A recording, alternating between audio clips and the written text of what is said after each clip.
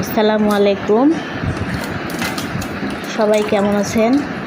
আশা করি সবাই ভালো আছেন, আমিও ভালো আছি।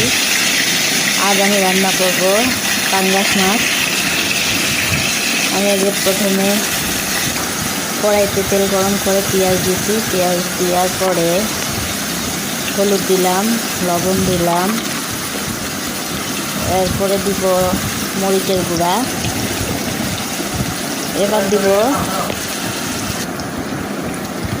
আদা রসুন জিরা বাটা।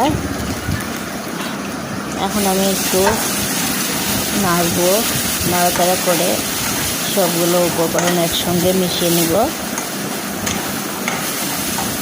দেখি একটা লালচে কালার আসলো, দেখতে কি সুন্দর দেখাচ্ছে, খেতেও স্বাদ হবে। আমার পেঁয়াজটি সিদ্ধ হয়ে গেছে, এখন দেখতে সুন্দর দেখাচ্ছে। এবার আমি মাছগুলো দিচ্ছি, একটু 2-1 বার উল্টায় দিলাম।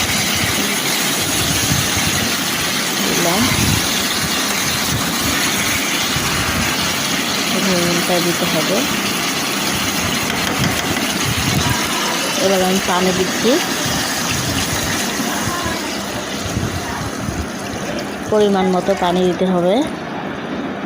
আমার পানি দেওয়া হয়ে গেছে, একটু ঠিক করে দিলাম যেন সব মাছ একসঙ্গে সিদ্ধ হয়ে যায়। এবার আমি ঢাকনা দিয়ে ঢেকে দিব মাছটা হওয়ার জন্যে। 20 মিনিট রাখতে হবে। ঢাকনা দিয়ে ঢেকে দিলাম। আমার রান্না হচ্ছে, এবার আমার রান্না হয়ে গেছে অলরেডি। দেখতে খুব সুন্দর দেখাচ্ছে, আলহামদুলিল্লাহ।